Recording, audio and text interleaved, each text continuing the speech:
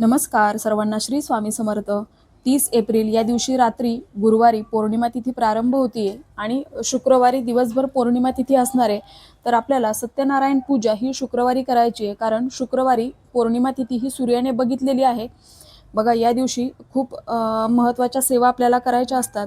विष्णूंना आपल्याला तुळशीपत्र अर्पण करायचं आहे. 1, 5, 11 असे तुळशीपत्र आपण आवर्जून अर्पण करा. या दिवशी कुंकुमार्चन करायचं आहे. लक्ष्मी मातेची अत्यंत प्रिय सेवा आहे ही.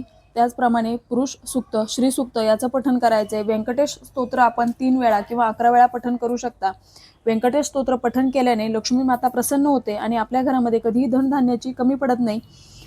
तसंच आपल्याला दिवसभरामध्ये ज्या ज्या सेवा करता येतील त्या करायच्या आहेत, पण या दिवशी आपल्याला जेवढं शक्य होईल तेवढं लवकर उठायचा प्रयत्न करा. आपलं घर आपण आधी स्वच्छ करून ठेवायचंय.